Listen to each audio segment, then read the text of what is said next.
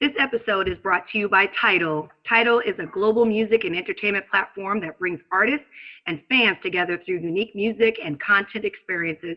If your ears yearn for something better, it is hard to beat Tidal, streaming with its combo of lossless CD quality streams on its entire catalog and its worthy catalog of high resolution tracks. Tidal's premium and hi-fi tiers are what all die-hard audiophiles need to get the most out of the truly high fidelity music from any music streaming service. If you are part of this distinguished category, you owe it to yourself to try out Tidal. As a thank you for listening to the Words with Wade podcast, you can start your 60-day free trial by using the code WADE60. And that's Wade with the number 60 on the Tidal app or their website, tidal.com. Yeah, back on vacation. Time to send your bros on a permanent vacation, though. Check my track record. Respect is my black Lexus. Expect me to act reckless. I'm rich and I'm ass naked. On mink with half leopard. My drinks in my glass separate. I'm rolling, I had breakfast. I stroll through my last message like niggas can't be serious. Never that Libby shit. I'm mysterious. Move mystique on them. Doses increase on them. You can't let the whole song. I'm not gonna let the whole song play. Them cars, they coming heavy. The guard of the Serengeti. I charge with a large machete and carve to your starving belly like, you should have known I was serious. Still prettiest, point blank period. Feeding wild alligators on swamps, got miles and acres, no calm. Whether it's freestyle or written down on paper, so far I've been down for maybe a decade. I'm still the rawest plus Wade and Farrah garments, custom made juries on us. Garments, fly apartments, they bugging, say Nostradamus. Just wasn't one of my hardest, soul over a mill regardless. Chill with them hard looks. I spark clips if you blood a Muslim, 5% guard a crip. Fresh off vacation. Be back. You know what's so funny about that? You know what's so funny about that is because I didn't hear any of that music at all. All I saw you was bumping real hard, and that's hilarious. Egg was having a ball. Look, you know what? And I think that's what made it even more fun because I couldn't hear the music, but boy, were you feeling it. I was zoned out. Wade is the only nigga that comes back. By watching you, sir. Wade is the only nigga that comes back from vacay with a whole theme song. Hey. Motherfucking equalizer. Listen, who does this? Zigga, the motherfucking equalizer, yo. I'll be honest, I have forgot about that track. Oh, that's one of my favorite AZ and Nas tracks of all time. Hey man, listen. My new thing for these last few weeks is who does this? Like, who does this? Clearly Wade Blogs does this. Yeah, I know. Worldwide Wade, we're back in the building. There we go. Talk your shit, E. Talk your shit. What up? Shit, it's episode 170 of the Words with Wade podcast. I, of course, am your host, Worldwide Wade, aka Wade Blogs, aka Mr. Quid Pro Quo, aka the. Wait for it. I know y'all been waiting a long time, but still. Cheesing so hard right now. Listen, I can't even tell y'all on the show how funny I've been with this shit. My God. My God. Nigga, I be walking through the house like. And ain't nobody there but your ass. Nobody. Look, the kids be looking at me like, come on, Pop. You walk past the mirror and point to the mirror like, yeah. Yeah, like, nigga, you all right. This nigga stupid. Wade Blogs. That was the longest shit ever. Yeah, joining me, as always. Listen, Uncut Nation, it's such an inside joke I can't even share with y'all. My God. This nigga got a whole new apparatus. You understand me? Listen, look, you see, I can't stop, right? My whole shit just, my cheeks hurt. Nigga. My cheeks hurt. Wade beaming, Willie beaming. Straight up. Joining me as always, y'all. What I'm gonna start with? Well, no, Scangela Davis, aka Harem, or Miss Harem, aka Nisa Moore, Scan is here, y'all. Hey, y'all. I'm here. I'm here, y'all. That shit still tickles me every I know, time. right? I'm here, y'all. I'm here, y'all. The modesty. I'm humbled to be here. And of course, ladies and gentlemen, straight out the dungeons and rap. Shit. Fake niggas don't make it back. G is here, y'all. Shit. What's going on, good people? So listen, we've been going for like 2 weeks. Stuff happened. Life is good. Life is wonderful. Fresh off vacation. I can't even share with Uncut Nation what's been going on, but it's a good thing. It's a beautiful thing. So because of the things that have happened in the last 2 weeks, y'all can get a lot more from us. Some visuals, some other things, you know. Life's good. Who else does this? I mean, who does this? It's like This guy. Hey man, sometimes the dopest thing about some things is that you do what you actually say you're gonna do. I think the illest compliment somebody's ever gave me in my entire life was, "You are who you say you are." That's You a know dope what I'm compliment. saying? That's a dope compliment. So, you know what I mean? That's all I can say about that. That's all I can say about that. But listen, I know y'all missed us. We missed y'all. Got a lot going on, a lot to get to.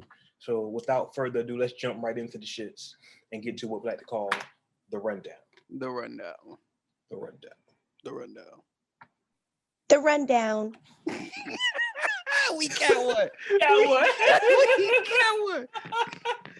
Like I said, I'm here. I show up at the right time. There you go.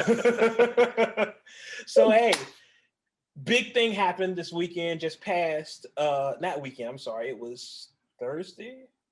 Yeah, Thursday night. Thursday night. 8 p.m. Eastern Standard Time. A lot of people have engaged in hyperbole, saying this was a huge moment in hip hop. SAT word. Thank you. I went to college for 1 year. I think it was a huge moment in Atlanta hip hop and Atlanta culture. But the verses between Gucci Mane and Jeezy. For those who don't know, I'm not gonna get into the particulars of why this was a big deal, but this was some real beef shit that went on between them two, like some real street shit. Niggas die, like real shit. So for them to be in the same room on some music shit was a big deal. It's something that a lot of people thought would never happen. And 20 year beef. Yeah, they've been beefing for 20 years. And honestly, I feel like they were still beefing at some points to the verses. Yeah. But and I hate to use this example, but I'm using it because it's the only way some people will understand. Gucci and Jeezy sitting down and essentially squashed it is the Atlanta equivalent of Pac and Biggie. You know what I'm saying? It's the Atlanta equivalent, not hip hop. So don't run with that. Don't say Wade did that. Don't say Wade did that. But a lot of shit happened. And Uncut Nation, y'all know we like keeping honest with y'all and upfront with y'all. I'm not a huge fan of either one of these artists musically. Everybody knows Gucci's a savage. Everybody knows Jeezy got an Asian girlfriend. We all know this stuff. What is him having an Asian girlfriend? I don't know. I just threw that out. The price of tea and chat. Like, not a fucking thing. I just threw it out. Is that your only way to reference because that's that little meme that was going around? Or Yeah, that's Oh, okay. I guess that was his way of trying to just make a reference in case someone didn't know who the fuck he was listening to the show. But he's the new Montel Jordan. No, Montel Williams. I said Montel Jordan. Montel Williams. He's the new Montel Williams. Hey man, in case you know, and that's my point of reference. They're like Jeezy who? You know, he dating the Asian chick. The Asian chick. The Asian chick. You know, Jeezy, he got the Asian. That's chick. terrible. That's terrible. Because he's crossed over to a certain board. More people know her than know him. I mean, do they? Listening to her star is bigger than his. I know, but we're talking about fans listening to the show. Yeah, and for our purposes, for the Uncut Nation, they're gonna know. They don't know who she is. They just know Jeezy. Yeah, they know Big Snow. Yeah, they know Snow. They know Snow. What Gucci called, they know Snow Cone. Gucci was disrespectful this entire thing. The whole, bro. I didn't even watch the joint. in its entirety to keep it a buck. I saw the highlights, but every highlight I saw until the very last highlight, Gucci was disrespectful. The entire fucking time. That nigga is a savage. Yeah, listen. For years, I've heard Gucci's a savage. For years. And he definitely showed it in this verse. It's like... Yeah. The meme that I saw that had me weak was, they was like, real Gucci and clone Gucci fighting over the body like Professor Clump and Buddy Love. Yeah. Because it was like at moments he'll be a savage, then he'll be polite. It's like, huh? It was confusing as fucking sometimes. The crazy part about it is there was a part, and I can't really explain it because like I said, it's street shit. I don't want to get into street shit. But the part where I guess the part that everyone's grasped to or gravitated to was when Gucci brung up Jeezy's homeboy, Pookie Loc. And the story behind that, without getting too much into it, Pookie's of course no longer here. What Gucci said? Gucci said we're smoking that Pookie Loc tonight. Something like that. And Jeezy was like, I tell you what. Jeezy said, I tell you what, like 800 times this entire show. But he tried to, I don't like saying the high road because I don't feel like ignoring disrespect is the high road. Like I wish we could get rid of that assumption. Like somebody disrespects you and you ignore it, you're so mature now. Nah, I can beat your ass and be mature.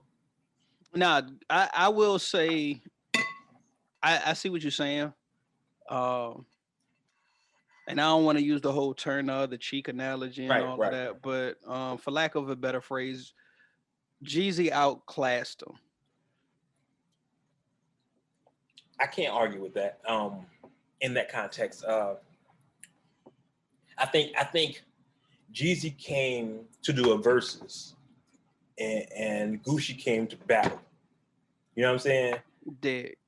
I think that was the difference because Gucci started off with round one, which is a Jeezy diss. Like you start the verses with a diss song to, you know what I mean? It's again Uncut Nation for those people who don't know. Gucci starting off with round one is the equivalent of Pac starting off with Hit 'Em Up. You know what I'm saying? Like we supposed to be cool, and well, not so much supposed to be cool, but it's supposed to be as Swiss and Timbo call it now, a celebration of music and catalog. And the first thing you pull out your bag is you talking cash shit. Crazy shit. The first thing you say is that's why I fucked your bitch. You know, I can't get over that. It just showed me the tone and the mindset of both. You know what I mean? And I think Jeezy had it. Like I said, I think Jeezy came for verses and thought we're gonna play records and we're gonna squash it and it's gonna look good for Atlanta. And I think Gucci was like, "Yo, fuck this man. I'm about to show y'all niggas I'm nicer than him in so many terms."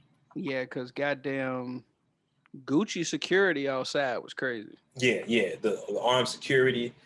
On both sides of each cars, moving with the cars. With the vest and all that, the AKs. That shit was nuts. Gucci came for some shit. Yeah, that nigga had a president's detail. That nigga had POTUS detail. Yeah, that's a fact. Listen, it was one of those moments. It was a great moment for Atlanta hip hop, Atlanta culture. I'm short to say it's a great moment in hip hop in general because, again, not a lot of people outside of the area or not a lot of people are fans of Gucci. Jeezy has kind of crossed over, but everyone knows who they are.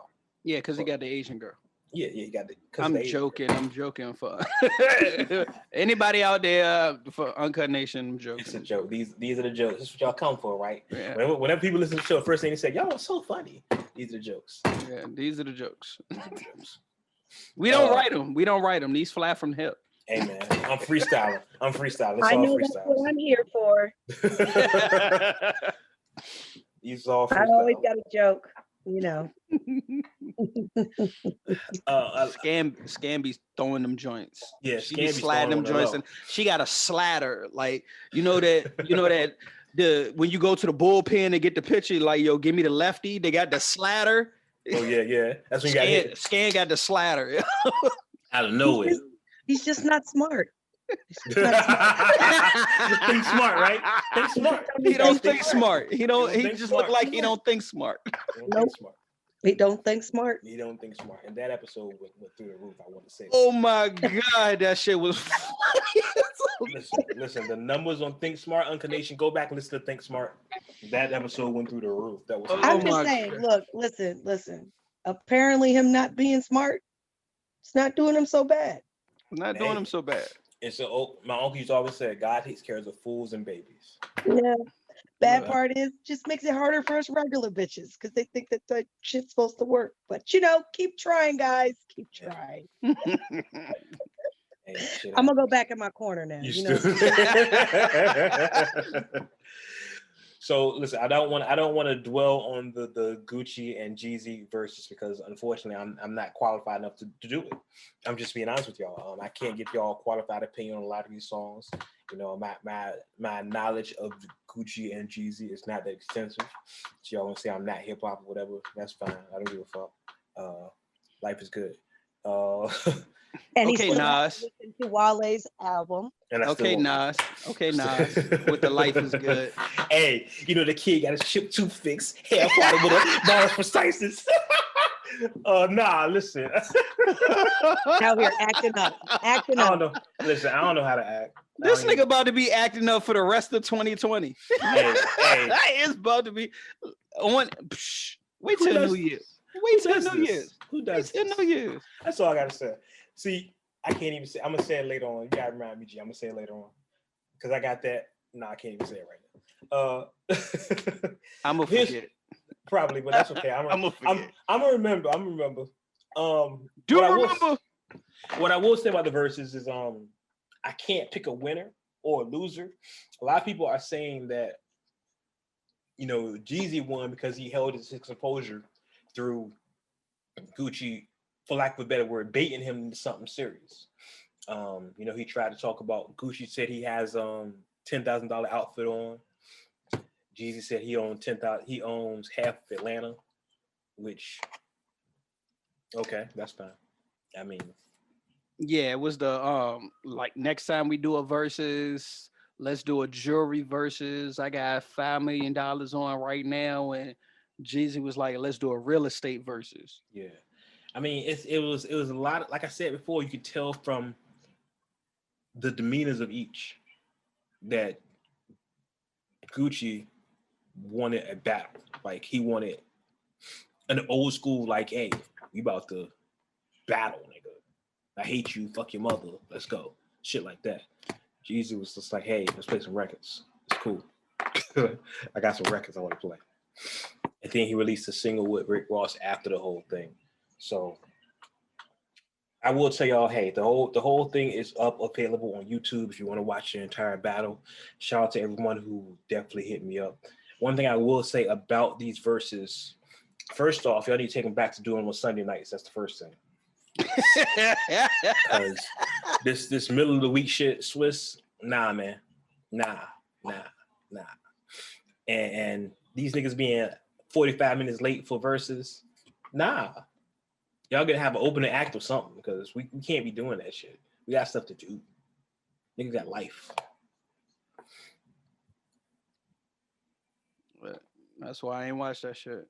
After I hit about 30 minutes and them niggas ain't sure, I was like, all right, I can be doing something else. Yeah, I was there. I was there for the whole 45 or whatever. For the whole verses. It just didn't. Like I said, I don't come from the era, so it didn't intrigue me like that. I'm not an Atlanta dude, you know what I mean? So, and there's no disrespect because I know a lot of people be like, well, y'all hating on the South. Nah, I love the South. It's just those just not two of my artists. I get down with it.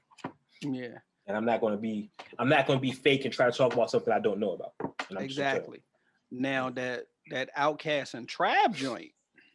Before we get to that, one thing I do want to talk about is let's get to the Outkast and Trap because that was talked about before this even happened.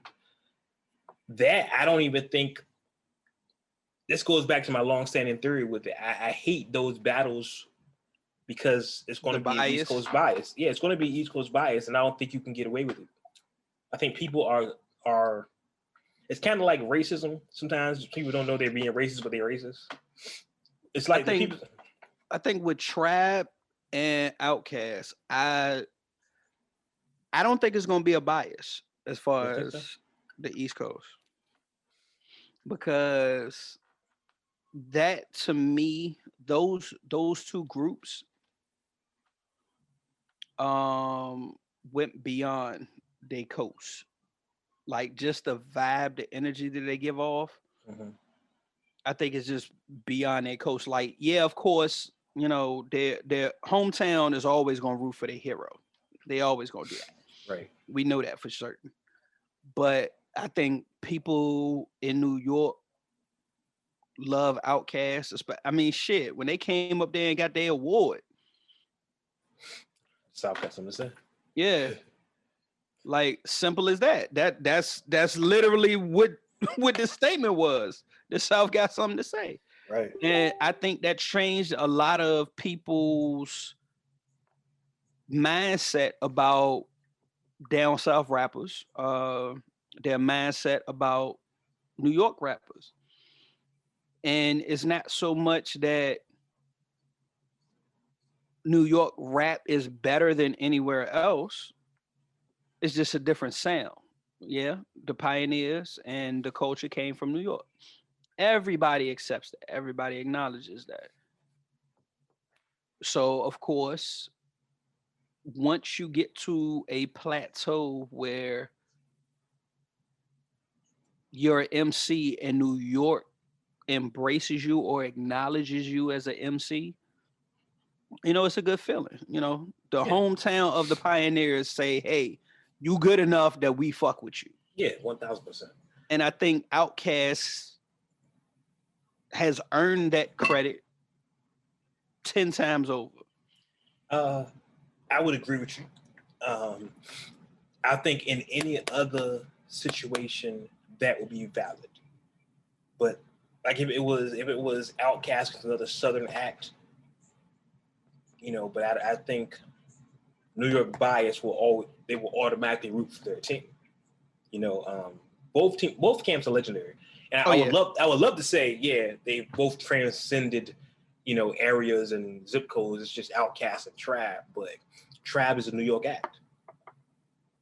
And hey, maybe this is the West Coast in me, the West Coast bias, where I remember New York niggas saying we can't rap. So maybe this is just me. That's just me.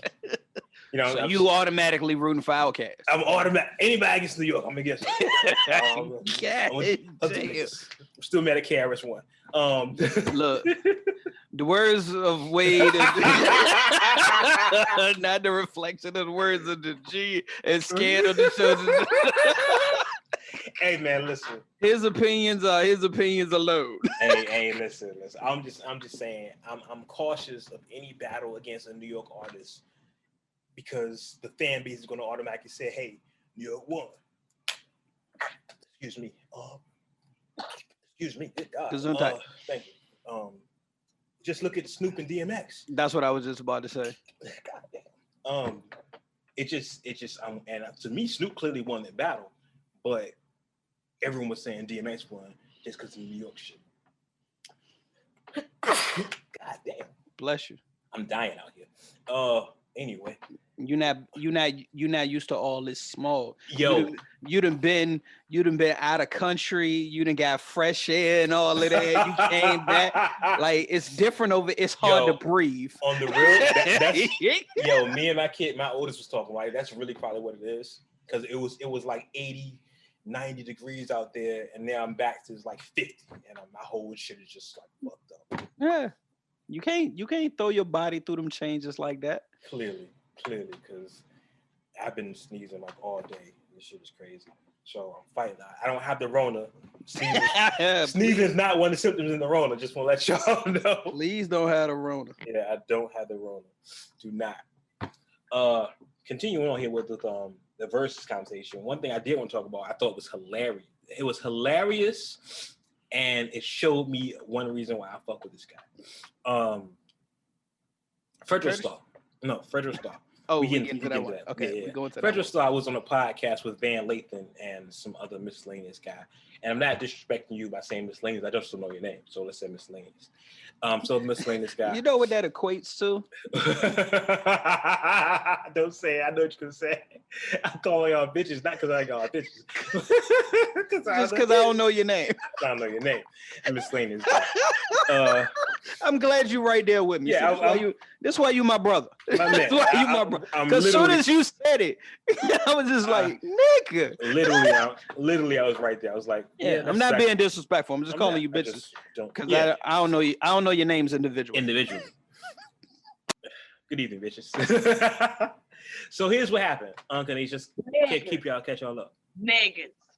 Only niggas do that type of shit. Bullshit. Like, oh, I didn't know your name. I just, bitch. Bitches. You know what I mean? You hoes. What?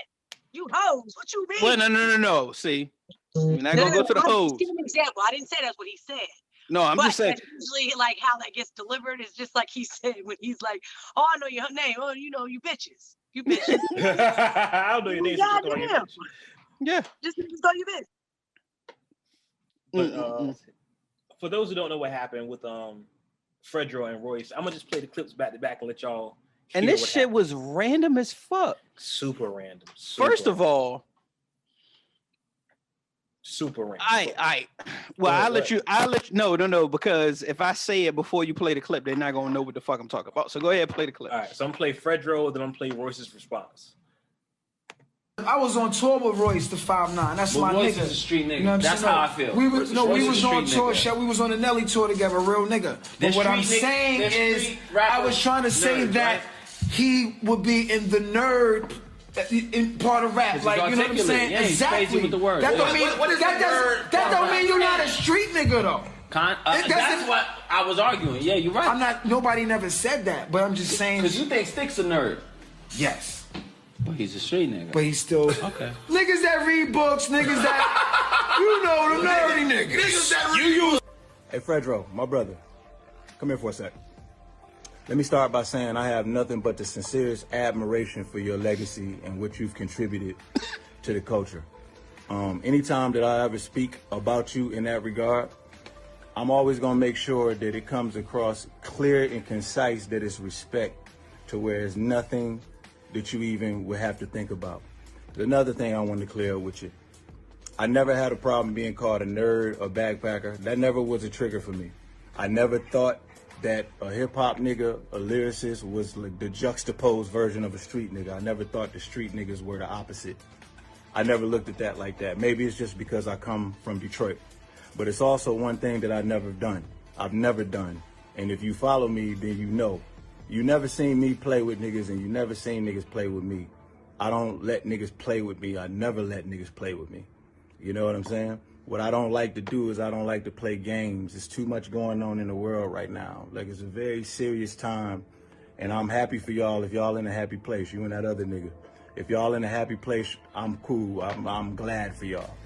Van Lathan is my man. That's who I identify with as my man on that show. It was an honor and a privilege to go on tour with y'all back in the day, and I appreciate you calling me your man. But I would be remiss to not be completely transparent with you right now, legend, and let you know I am not your man, and I have no desire whatsoever to build any sort of relationship with you moving forward. Just so we clear, so there's no reason for you to ever play with me again. I don't play. I don't like to play. Save that playing for a nigga that you playing with that's playing with you back. And I won't come over you. And I'm not gonna say it again, Fredro Star. You keep being a legend, and I'm gonna keep doing what the I do.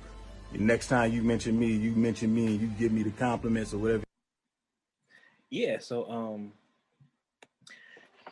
so much I want to say.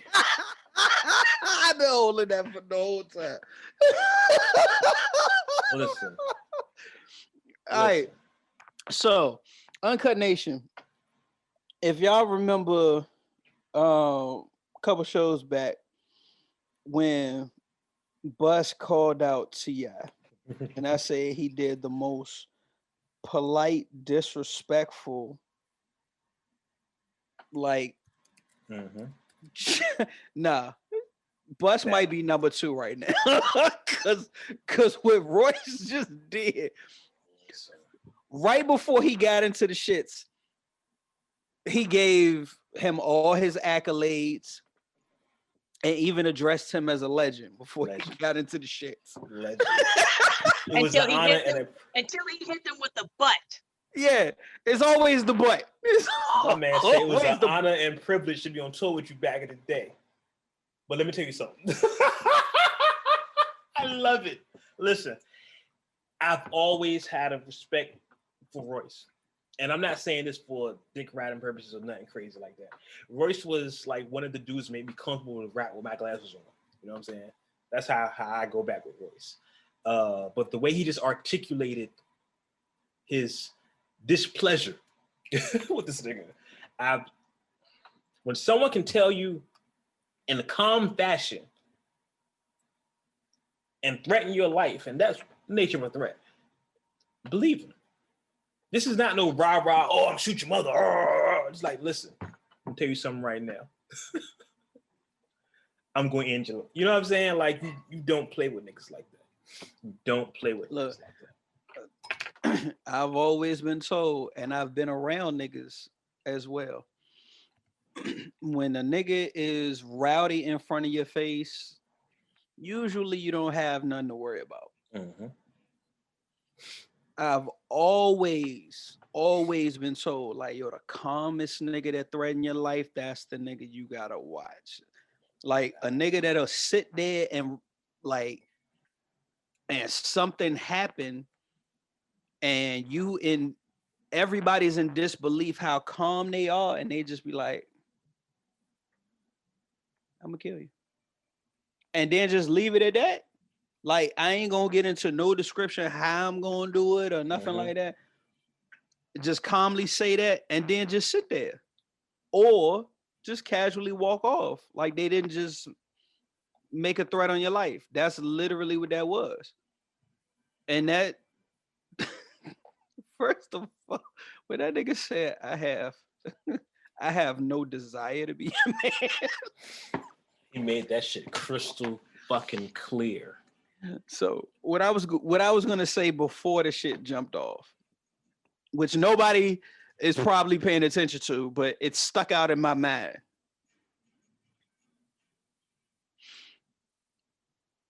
Oynx and Royce the 5'9" is on the Nelly tour. That's a hell of a tour, right? Bruh, how does that match? Like, soon as he said it, soon as Fredro was like, yeah, I was touring with Royce the 5'9", we was on the Nelly tour. I'm just like, huh? How does that match? Who put this tour together? It doesn't match at all. I to be keeping up with hip hop like that, and even I am like, huh? Yeah, that shit don't match at all. None of them match. None of those three acts match at all. Right. What made you do that? Oh my God. None of that shit matches at all. Yeah, that's funny. Didn't you think about that?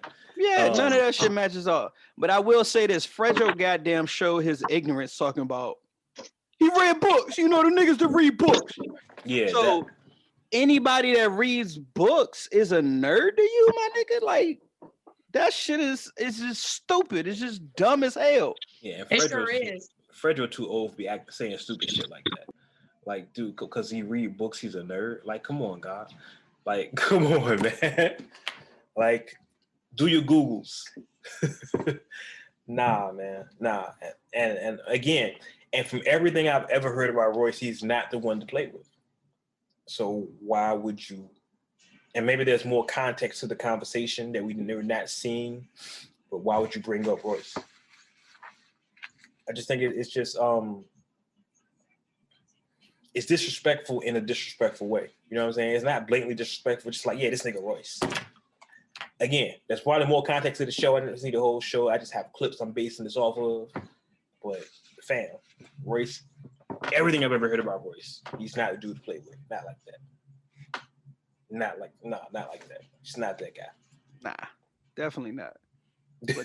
But That shit was just dumb. Like, he's one of the nerdy niggas, you know, the nigga who read books. That sounds like an old 90s like shit. You know what I'm saying? Like, bro, I don't think Fredro ever got past his glass ceiling. Yeah, some niggas stuck in their second childhood. Exactly. You know what I'm saying? Stuck in time. Exactly.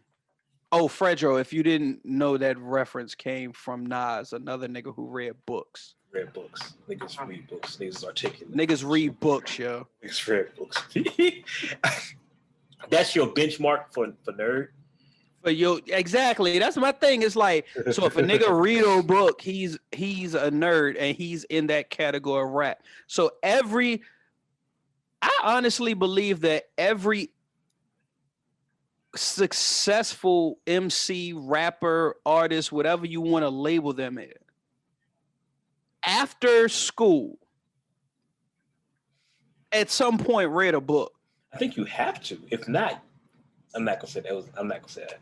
If not, your material's gonna get stale because you're gonna rap about the same shit all the time. You can't rap about bitches and weed all the time. You have to expand. That's like one album. If you're good.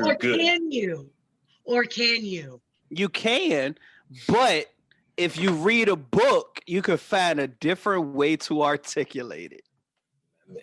And now our lesson for today, ladies and gentlemen, is read a fucking book.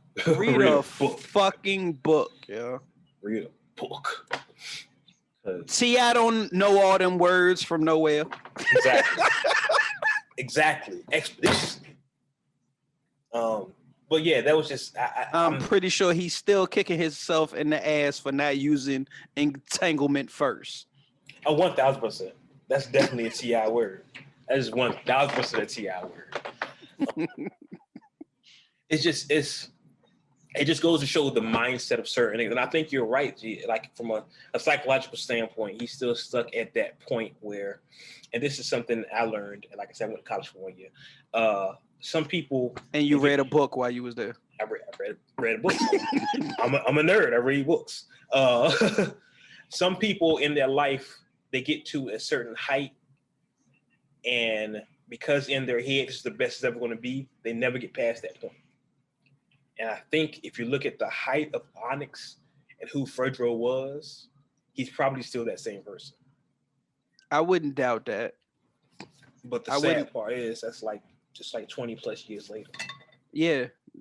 This is before Sticky got his ass beat by the white boy. By the white boy, yeah.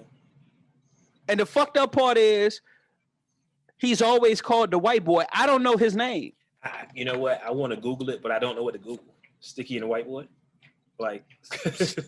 And I bet you that shit'll pop right the fuck up too. It probably. But like, no, I've never heard anybody say his name. But like literally, quote unquote, the toughest nigga out of Oynx that everybody felt would do the most damage. That they respected his like him so much and his persona that when he got his ass beat, that was the fall of the whole group. Like, oh, y'all run with this nigga that got his ass beat with the white boy. Psh. I'm so mad it literally comes up. Simon Woodstock. I told you if you Google Sticky versus the white boy, that shit is gonna come the fuck up. Comes right up. That shit comes right up. That's sad. That's sad. I was a huge Oynx fan back in the day. It's just sad that to see some people you looked up to years ago are still stuck in that point in their life. It's just like, I mean, it's just like, it's 98, it's 96. Like, that shit is over, B. That shit is over. And it's sad because at this point in hip hop, you have people that could like older heads from hip hop are eating right now. You know what I mean? Like, I'm sure that podcast, I'm not familiar with it, but you know, Sticky honestly come with their own podcast, tell a bunch of stories about the shit they did when they were at the top of their peak. But for you to be stuck in this same old childhood, this is not Survival of the Illest, it's not Def Jam. Those days were over. You know what the crazy part is? That fucking CD was crazy. Oh yeah, I remember that shit. That whole campaign, the survival of the illest shit, that shit was fucking nuts. Yeah, that's when Def Jam. That's when Leo Cohen and them had Def Jam. That's when shit was crazy. I remember that shit crazy. I remember. It's just sad though. It's just sad because I was a huge Oynx fan and I'm a huge Royce fan. I think I'm more of a Royce fan as a person than an Oynx fan as a rap. You know what I mean? So it's just fucked up and just right and wrong shit. You know what I mean? But continuing on this beef shit we talking about here. 50 Cent had an interview and they asked 50 like, "Yo, would you do a versus?" He was like, "Yeah, I do a versus." They were like, "Who would you do a versus with?" He said, "Game, but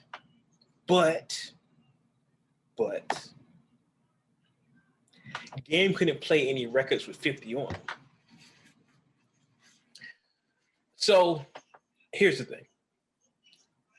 Game has an extensive catalog of records that don't have 50 on it. Right? I know because I'm a Game fan. I have Game's albums. However, in a versus head to head, I don't know if those records would beat the 50 records. Like Bigger Than Me is a crazy record from Game, but you can't put. I don't think you can put that against I Get Money. You know what I'm saying? Like Game does not have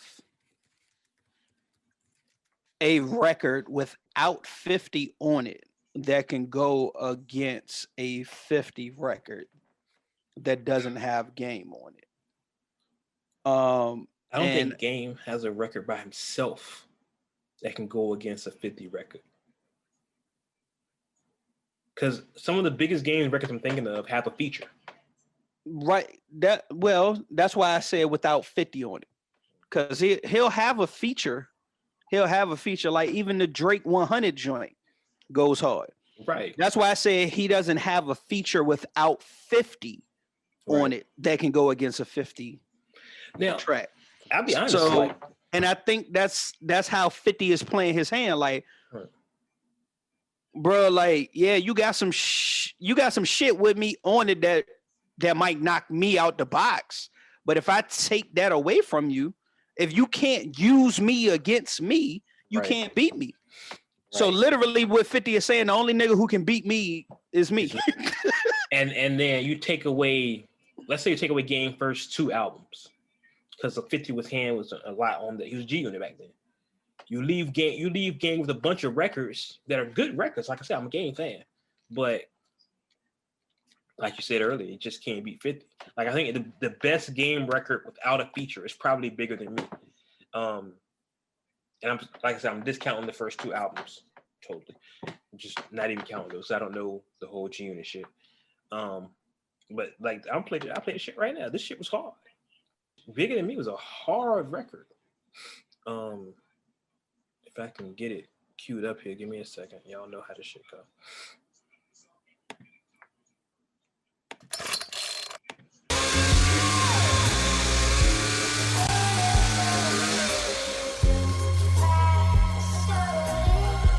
These niggas ain't bigger than me. These niggas ain't Nas, ain't Jigger than me. These niggas ain't M, they ain't 50 to me. You ain't Pun, you ain't Pac, you ain't Biggie to me. These niggas ain't Crips, they ain't 60s to me. These niggas ain't Bloods, they ain't dripping with me. Niggas talking that shit by the new generation, man. Fuck these niggas, I slash your fucking faces. You niggas ain't so shit. All right, yeah, that was a hard record. But like 50 can play the fucking Power theme song. Yeah. You know what I'm saying? Like, it's not a good. I would love to see it because, you know, of course, with you see Gucci and Jeezy squashing the Lily issue, you want to see everybody squash this shit. Everybody's in the kumbaya state. I would love to see it to say the shit is squashed because 50 said they don't beef no more. But I don't think it's fair. And on the other end, 50 don't have a lot of records either that I could say win in a versus. 50's first album and some of the second album. I mean, I get 53 albums. And then if we get into the G Unit cuts. If you do the G Unit cuts, but then you go into the mixtape shit too, and you do the same shit with Game. I mean, Game got 20 minutes freestyles. I mean, it'll be interesting. I'm not sitting down for a 2 hours versus to listen to a 20-minute freestyle. We're not doing that. It'll be interesting, but I think this is the only battle that it wouldn't be East Coast versus West Coast, because a lot of people don't look at Game as West Coast, even though he is the epitome of West Coast. The epitome? Okay.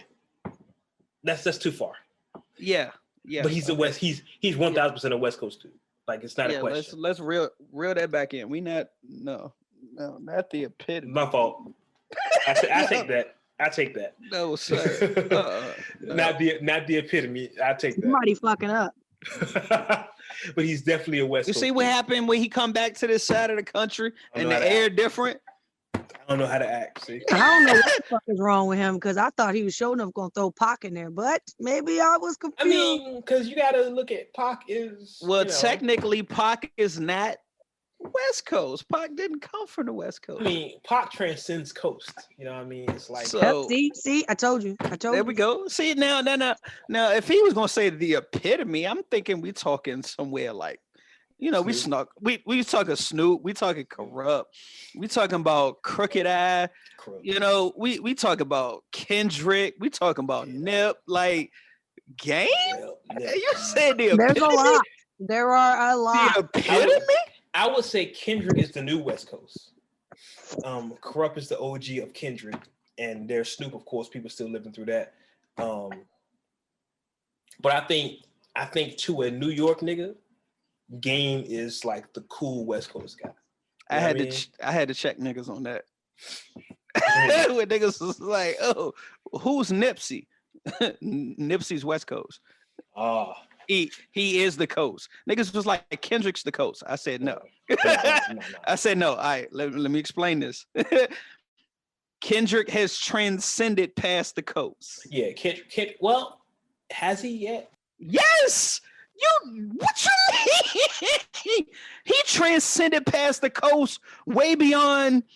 Oh shit. No, hold on, man. Bruh, cut the shit. Don't do that, Wade, because even I have to say that. Because cut the shit, Wade. Come on, bruh. I didn't know Kendrick been transcended past the coast. They were bumping his shit so fucking hard over on the East Coast. This is the point for me when Kendrick, and I say for me personally, and then I'll take it back to, we can go to the marketing shit and talk numbers. But for me personally, when Kendrick transcended the coast was when he did the cypher on the BT joint and he spazzed and goddamn was going at Drake. He was like, ha, joke's on you. Yeah. That's when he transcended the coast. He transcended the coast when that nigga said he's the king of New York. But I mean, to be fair, that's for me personally. Now, album-wise, To Pimp a Butterfly, bro. Come on. That transcended the coast. I mean, listen, I can't argue with you. You know, I'm team TDE all day. I'm not saying it he transcended the coast after that, bro. It's just, right. I think for me, this is how I'm putting it. I think when you said transcend, right? Like with Pop, for example, like Pop. You think of Pop, you don't think automatically of California. You think of Pop. You say, okay, it's Pop. When I think of Kendrick, I still think of California. I still look at him as a West Coast artist. Now, he may be bigger than just a West Coast artist. That goes without saying. But when I look at Kendrick, and it's just, again, it's me, I still think of California. With Pop, even with Nip at some point, and see, it's confusing with Nip because Nip's music is so West Coast. That's my Nip point. Himself is hip hop. That's my all right. So my point, when I talk to anybody about Kendrick, I don't think of the West Coast. I just think Kendrick is a hell of a fucking artist and he's nice as a bitch.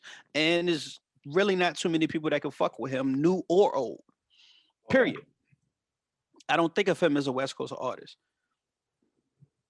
when I think about Nip, the first thing I think about is the West Coast. First. I can understand that. I can definitely understand that. When I think about Game, I just think about, oh, this nigga just names names all the time. Well, I don't think about a coast when it comes to Game. I don't. I mean, that's a very valid point. I don't think. No, I think about. And once again, it's me being from there. I think I do. Like what Game? I think of West Coast. I think Chuck. It's Chuck. I mean, his name is Chuck Taylor. Like, it's just with Kendrick, maybe because of the age thing for me. I just think it's the new California. It's still California, it's just the new California. What California is. It's like Tyler the Creator is California, but you don't think of West Coast with Tyler the Creator. I don't at all. Tyler the Creator is just Tyler the Creator. Right. That nigga's just everywhere. right. So for me, like Tyler transcends the coast, but not in a way like he's disrespectful. It's like you don't think of the coast. But I still very much think of the coast of Kendrick. Think Snoop. Pac, I don't, because Pac is Pac. I mean, great rapper all time. I gotta sit back because I mean, Kendrick is the king of rap right now. I still think Kendrick's the king of rap, the king of New York. So I completely get the logic. People like, oh yeah, Wade, you tripping. I guess just the way I look at it because I'm from it. But totally off topic, like we always do. It's good to be back. Good to be back in the same time zone. Really? So that's what we doing. I mean, worldwide wave. Baby. On another note, about to buy another boat, take another vacay. What old said? I'm going somewhere where there don't no mosquitoes. And there were no mosquitoes. There were no mosquitoes. You know what? Continuing on with the rundown. Rundown. Listen, I can't even. Damn, I can't say what I was going to say. Let's continue on. And what it looks like our weekly Tori versus Meg update. God damn it.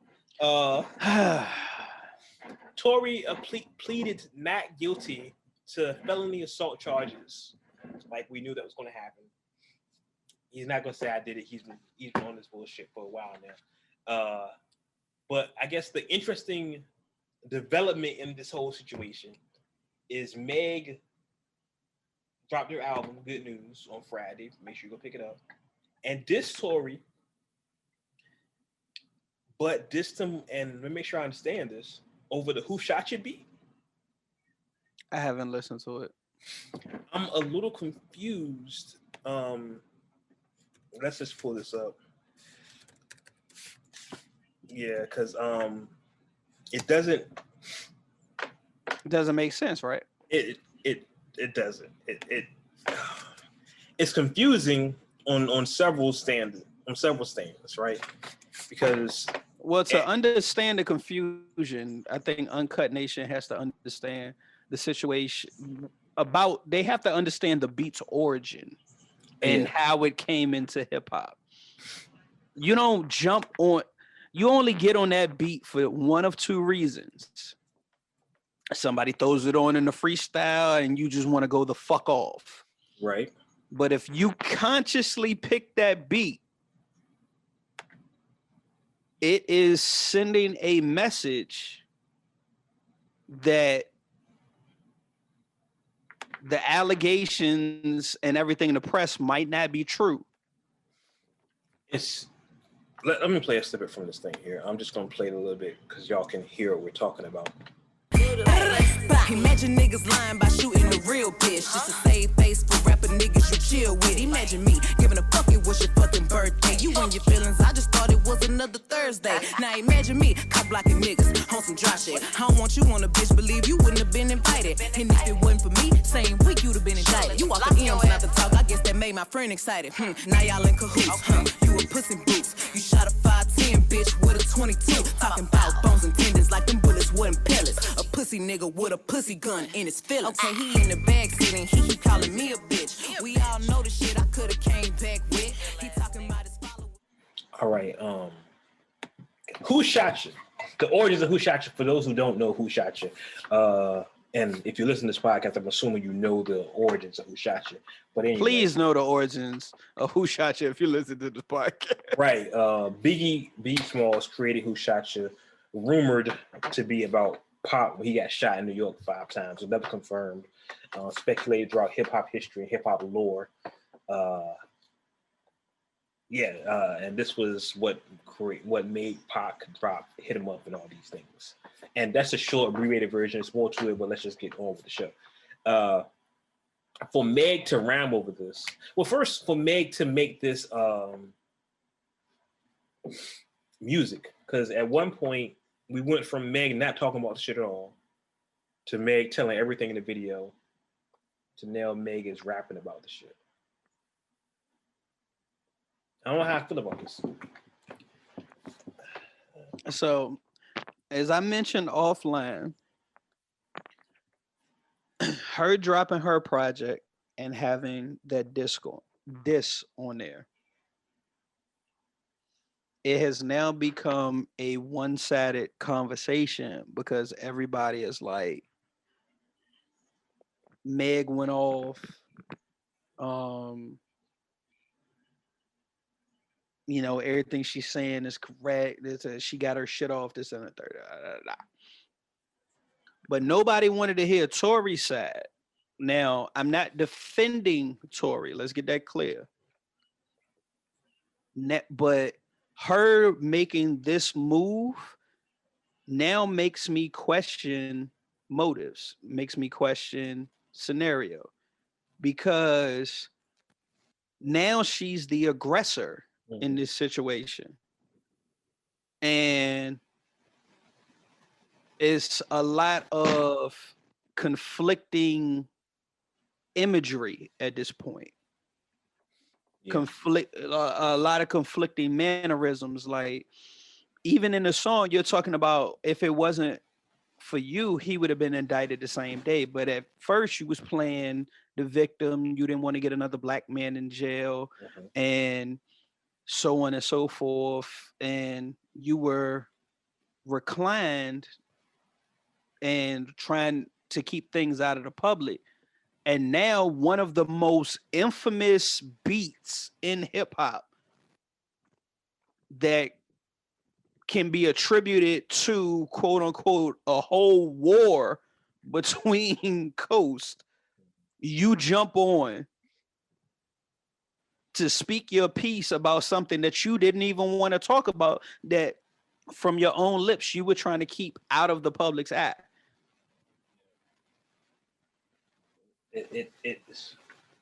I don't know who's advising her, because that's not a move I would have made. Like, I would have told her, you don't do this. You can't win. This is not the move for me. And again, I'm not, because I know people have embraced Megan in a way where you can't talk about her. Like, the internet has embraced Megan in a way, like, if you talk bad about Megan, you're talking bad about black women. That's not what I'm doing. Y'all know me, y'all know that's not what I'm doing. But I don't think this was a smart move for her to have. I have to completely agree. It doesn't make sense to me in any way, shape, or fashion at all, because it's out of character. Yeah, it's, as you said, she's become the aggressor now. It went from, I'm a victim, this nigga shot me, I was in a bikini by myself, this nigga shot me, to fuck you shot me, so what? It's an awkward place. And of course, Tori is, how, like I say, pleaded not guilty. I think he's created reasonable doubt. And that's really all you need to get off for the case like this. What I'm surprised of is that he's outside with this. Like, he's out, like, it's no big deal. I'm outside. Can't nobody touch me. Can't nobody fuck with me. Not that I'm advocating violence on anyone. That's not what I do here. I'm just saying that if people ride for Megan the way they're supposed to do on the internet, like, have to act on the internet, I'm really surprised nothing's happened to him yet. That's neither here nor there. It just puts me in an awkward, from the outside looking in, it puts me in an awkward situation.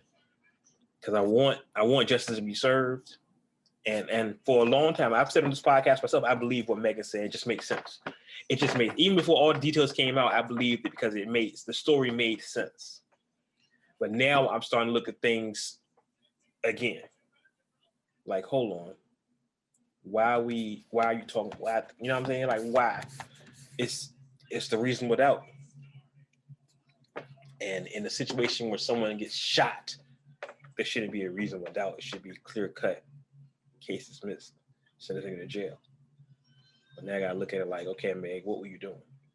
Because, and not to say that anyone gets provokes enough anyone to get shot, but did you provoke him? Did you do something crazy? I still stick to what I said initially when we got to talking about it. Short of her putting a gun to his head, any scenario does not call for him to pull out and shoot her. Right, 1,000%. 1,000%. That is my point.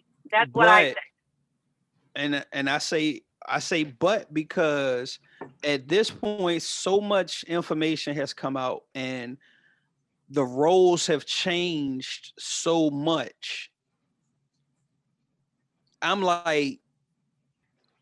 even wondering if Meg know who shot her. See, and it's created that reason because we went from last month talking about this so we were all convinced throw Tori under the jail. Now we just like, did that really happen? Because as we've been saying through the whole thing developing, none of it makes sense. And as Scan has campaigned for until basically we'll never know. Because the only people that know are the people that were in the car. And correct.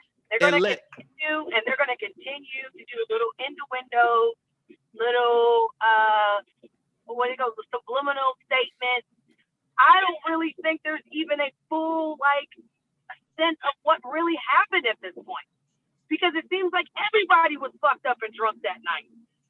Like, let's just be honest about that. Like, it seems like everybody was acting out that night in one way or fashion. And now we're in a scenario where, how are we supposed to hold someone responsible where nobody's giving a straightforward statement, in my opinion. Like, maybe I need to go listen to her full album, and I feel like, once again, I'm going to go listen to it, but it's never going to really tell me directly what is what. Right. So, the clearest statement we got was the video she made, but now it's like... I wanted it to go to court. That's what I want. Yeah. I wanted it to go to court. I want to hear evidence. I want to hear what they have. That's unfortunately, that's one of those scenarios that we have to go back to the system that we really don't like going to. But for this scenario, we need it right now. Because it seems like everybody's all over the place about what really happened, what didn't really happen, So unfortunately, I have to stand on that again. Until somebody really comes out straightforward about what really happened verbatim and they know for a fact that's what it is, I'm just going to take it for just sales, just for sales, album sales again. I don't know what else to really take it as right now. That's really what it feels like. Right. Exactly. I don't know if he really did it or not, and that's unfortunate because I hate to assume or accuse somebody that may have not done something wrong. And now they've got their fans in between this space of trying to figure out what the real thing is here. But they're all making album sales at the same time. You feel me? Yeah, I just don't know how to feel about it anymore. Now it's hard for me to look at her as a victim, and it's hard for me to look at him as a victim. Because both of y'all motherfuckers ain't acting like victims right now. But that's the God's honest truth. That's where we're at this place. Exactly. And I'm not saying she isn't one, but he may be one too. And because we will never get a definitive answer, unfortunately, we are on the outside looking at this, and all I can see is for what it is right now. And all I see is them just capitalizing off a scenario that was just unfortunate and still has not been made clear about what happened, And now it's like a tug-of-war system, between his fans saying that, nah, he ain't do it, and her fans saying that, yeah, he did it. or vice versa. You know what I mean? It's just like a lot's going back and forth on it. And once again, it's just allowing people to continue to talk about it. But I still haven't seen anything go to court. I just want to wait for it to go to court. That's really what I want. And I don't want to say no more about it. You know what's crazy? And I'm going to go out on a limb here. I don't think it's going to go to court. I think something's going to happen where it's going to settle. It's going to settle. It's not a criminal case. Or it's a civil. It's criminal, not civil. But I think he's going to like plead guilty to something, a small, I think I said this a lesser charge. A lesser charge, and it'd be time served. And we'll never know. Like. Well, that's what happens when you got money. Yeah. The thing, I will say the biggest hiccup in the whole thing for me that changed my perspective was the fact that Meg and her best friend ain't cool no more. Right. So that also tells you something. Exactly. Well, one of the stories we heard was that it came out that he was fucking Meg and her best friend. And Meg got mad and all this other shit happened and that led to the shoot. But as you clearly heard her say on the Who Shot You beat, yeah, picture me getting mad about some shit like that. Right. So, it's basically her saying, "I'm the hottest bitch in the game." Picture me getting mad about you fucking her. Right. So, okay, me putting on my law hat for one time. Legal thing I went through school shit. If I was the DA, here's what we got, D-Star. We got you on attempted murder, right? But if you plead guilty to this gun charge, we'll dismiss the attempted murder and put you on probation for 5-10 years or some wild shit. You can avoid jail time that way. Who wouldn't take that? But if you're a good lawyer, you would say, well, hey, if you're plea bargaining with me, that means you don't got shit. So I'm gonna fight it. But I don't know how niggas is built. He might just take it just to, you know what I'm saying, get it over with. Yeah, and that's usually what ends up happening, one way or another. Because that's really what it looks like. If I was the DA, I'd be like, yeah, this was going on. We got you on this, this, and this. But if you plead guilty to this, plead guilty, we'll dismiss the rest of it. Time served, you're on probation for 5 years, whatever. And that'll be the end of it. And we'll never, ever know. And Incarnation, mark my words, if this happened, remember, Wade said it first. But as someone who has experience in legal matters, that's where I would position it. That's how I would position it, put it that way. And it makes perfect sense. Yeah. It does. You still get a win. You go from a possible loss to a guaranteed win. Yeah. And as a DA or as an attorney, as a prosecutor, that's all you want. You want guaranteed wins. So you position yourself in that way. So we may never know what really happened, or for lack of a better pun, who shot Meg. But I just don't like the direction this is going in. At all. But let's continue. Let's get ready to get out of here. A couple things I want to mention. Oh, well, speaking of people who got shot, let's get to that. A whack segue, but hey. It's a segue nonetheless. Nonetheless. Listen, I'm supposed to go to Texas in a couple of months. I'm not going. Like you just came from out of country. Hey man, you know, worldwide way, baby. Right. Like you made that say like Texas was such a big thing compared to where the fuck he was at. Like he went down there with the cartels and the drug lords and shit. Hey, listen, man. This nigga over there, feet kicked up like everything hunky dory. But here's what the subtle flex of that picture, the custom sandals with my name on them. Nobody even said anything about that. Go back to that picture. Incarnation, go back to the picture of me about Instagram and me on the beach in Medellin with the custom sandals with my name. Notice where he said Medellin with the cartels.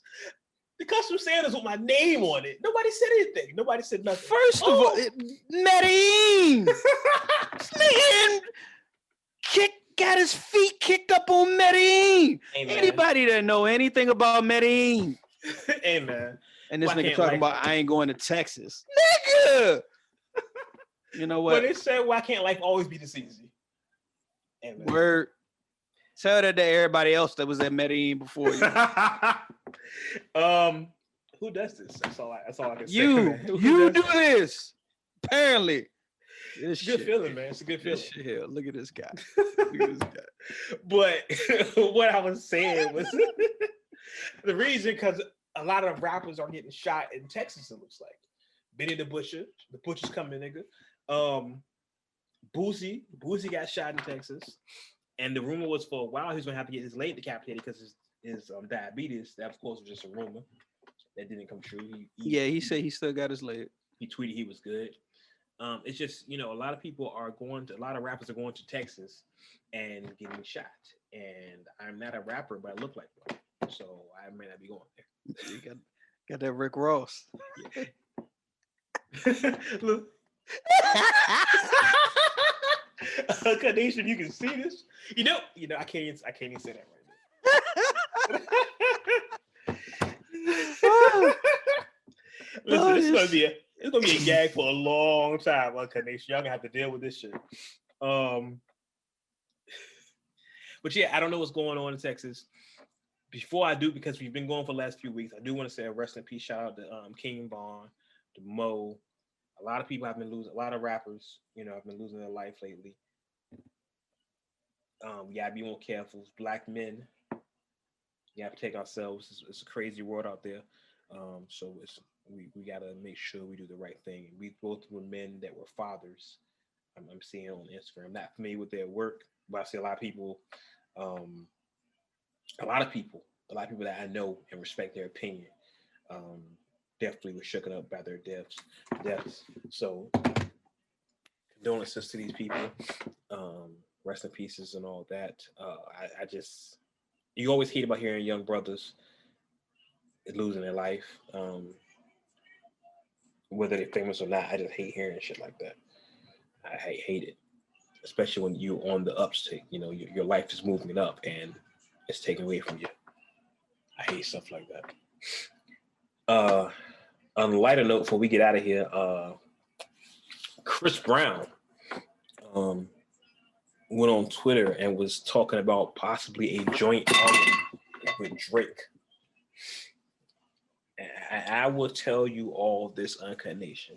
He mentioned that first on, what'd you call it, the Fat Joe joint, the Fat Joe, the what do you call it, Jopra okay. Show.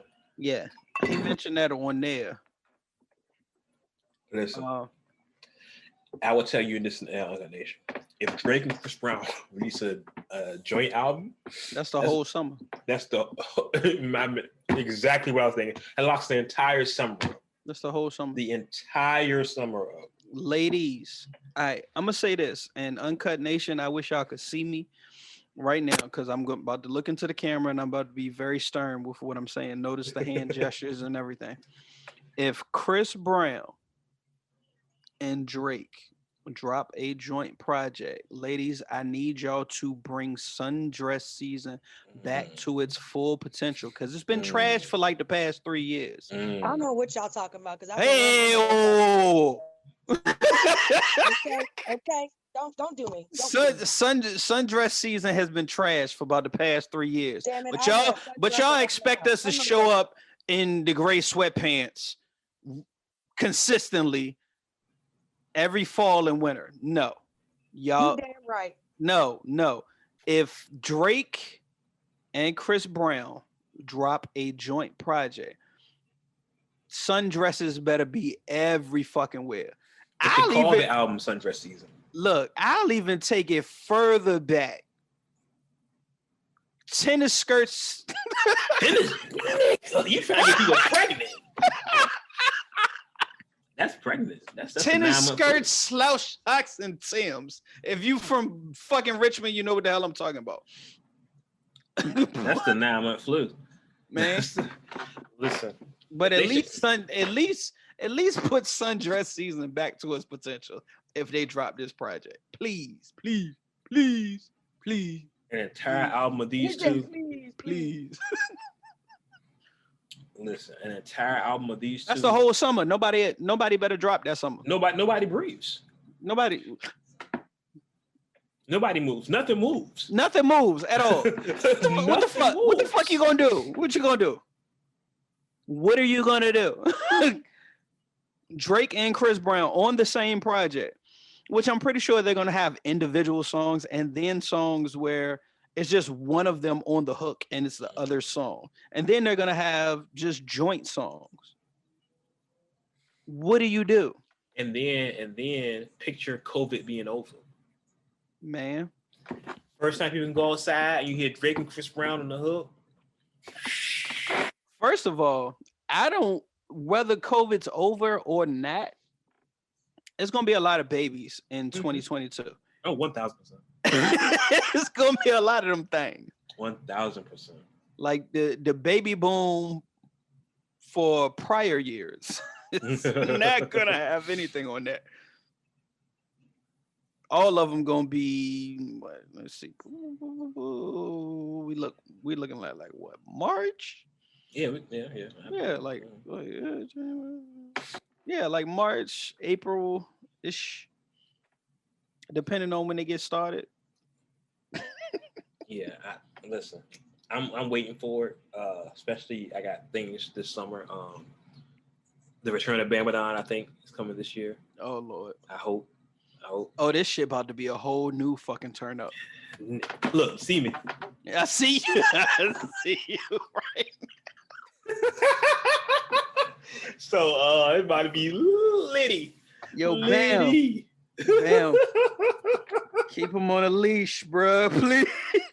He gotta make it back. Listen, he gotta make it back. Liddy. But let's get ready to get out of here. Gee, what do you got streaming for us this week? Let's see.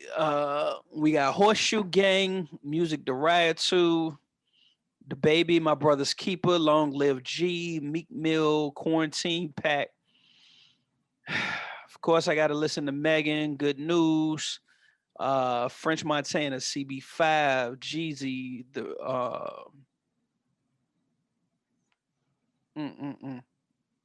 Sorry, my fucking screen blacked out real quick. Hold on.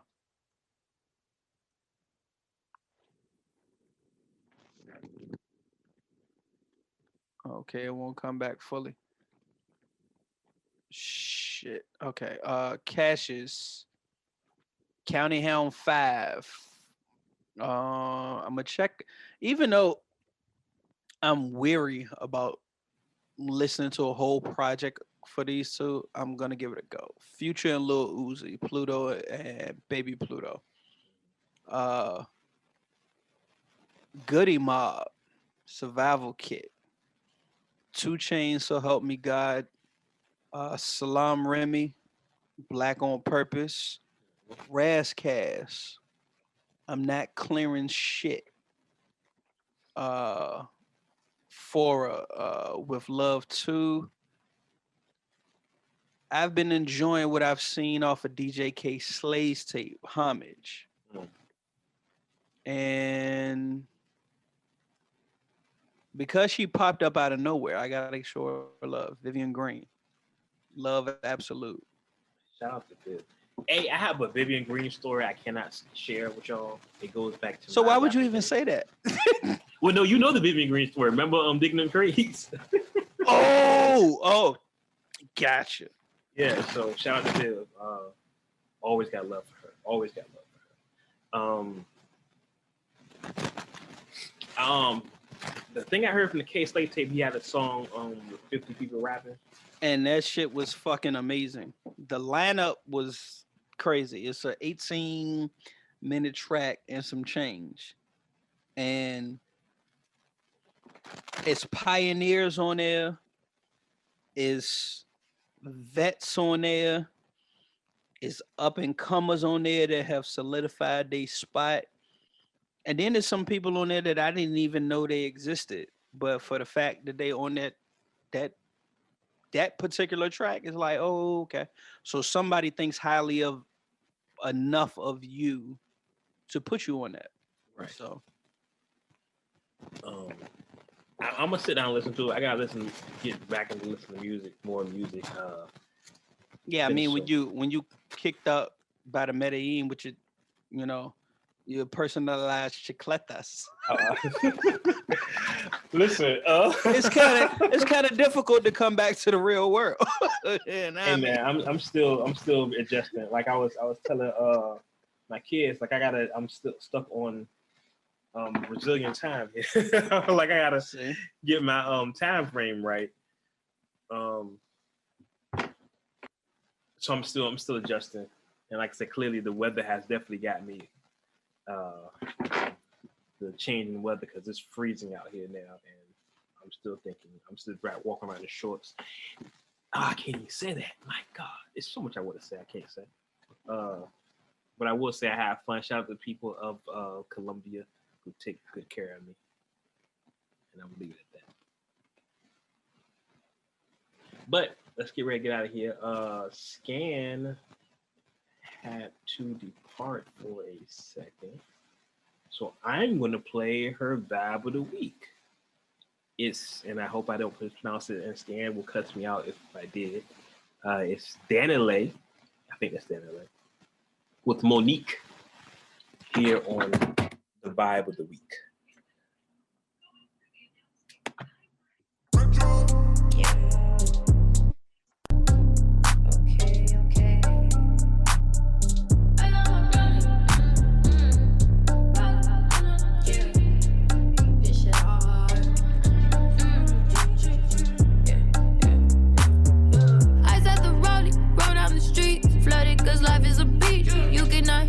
I'm out of reach. All type of designer is packed in my brief. That's how I started my week. Big money speech. Nothing I'm talking is cheap. I just might spit through your block in my Jeep. One more time, start me from the top.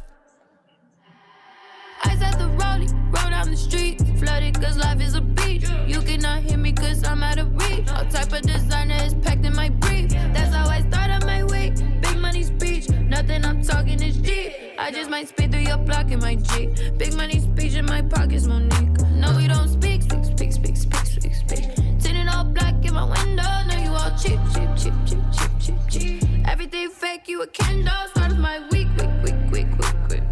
Cutting off all you weak hoes. I ain't give a fuck like Lizzo. Keep it 100 like a C-No. That is OD.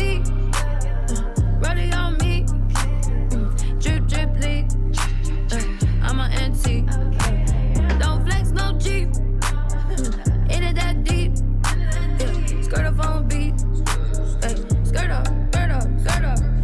I said the rollie, roll down the streets. Flooded cause life is a beach. You cannot hear me cause I'm out of reach. All type of designer is packed in my brief. That's how I started my week. Big money speech. Nothing I'm talking is cheap. I just might spit through your block in my Jeep. Big money speech in my pockets, Monique. I see by my blinds. I see what I want to. I see. Blind you in my bezel. Money fills up my schedule. You ain't nothing special. Flooded cause life is a beach. You cannot hear me cause I'm out of reach. That's how I started my week. Big money speech. Nothing I'm talking is cheap. I just might spit through your block in my Jeep. Big money speech in my pockets, Monique. That was TDaniLeigh with Monique, and I'm going to be the cornball here and say I actually just got what she was saying. Her pockets are fat like Monique, That's right. From the Parkers, like Monique. So I was like, oh. Bar. That beat is pretty dope though. I rock that beat. Yeah. Okay. So Rihanna's lane is wide open apparently. Clearly. That was very Robin-esque. I could definitely hear Rihanna on that. But Rihanna don't do music, so yeah, Rihanna. Yeah, she don't. Yeah. She making. So somebody got to step in. Yeah, she making laundry right now. She not fucking with us. She got stuff to do. She not fucking with us. I mean, y'all throw a shot at Rihanna like that. I mean, hi Rihanna. Hi Rihanna. Yeah, she not fucking me. I'm still pawing the replay, Rihanna. I ain't, you know. I'm not back to when everybody was over the moon for her when Jay got his hands on her and started changing her. I mean, I remember Pond the Replay, but of course I didn't pay attention to the whole. Yeah, Pond the Replay, Rihanna was my shit. That whole fucking track, I was like, oh, bet. I mean, this about to go in the reggae mix. Until Hope said, "No clouds in my stone." I Ella. You know, Ella. I didn't know who she was until then, so I'm just keeping the buck. Yeah, you was tripping. Sorry, Rihanna. Keeping the buck. But listen. Sorry, Rihanna. Sorry, Rihanna. That's our show. I apologize, Uncle. This show's a little bit everywhere, and I apologize. It's my fault. Blame Wade. My engine's a little everywhere. I got new things going on right here. My lisp is crisp. So my lisp is crisp. So I'm a little bit everywhere right now. Wow. Timestamp. Look, scan. Timestamp that dated. My lisp is crisp. My lisp is crisp. That's right, son. Oh my God. I'm a little bit everywhere right now. Oh my God. Listen, there you go. That's the tagline. That's it. That's it. With you. That's the tagline from now on. Who does this besides me? Hey. My lisp is crisp. Who does this? So, fucking kid. Listen, we'll be back to normal next week, hopefully. No, we won't. Yeah, I don't know. No, we won't. Cut it out. It's a new day. Y'all should be scared. You know what I'm saying? We dialing down the end of 2020. Yeah. I will say the lisp is crisp. The lisp is crisp. So, nigga, we ain't not about to be back to normal. I will say that the end of the year list is coming, like we like to do every year for y'all. Like we about to do it this time. I go, man, fuck Kanye.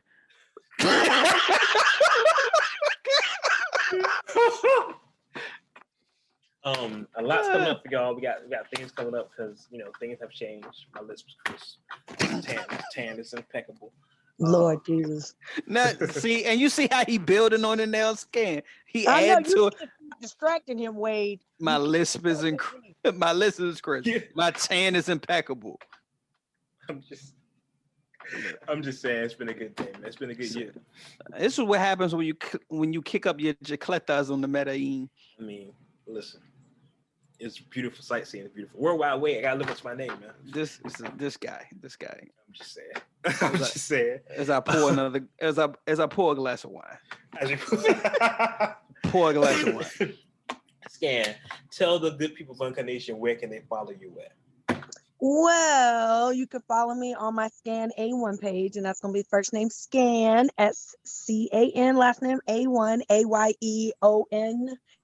Yes, I did say Scan A1 because I really mean that shit. But anyway, you can also catch me on Sweet Talk or the 3 Sweet Talkers. That's our IG and our Twitter, which is going to be 3 sweettalkers.com. You can also catch us out on thecultureplay.com/Sweet Talk. And definitely come check me out on my OnlyFans page as well.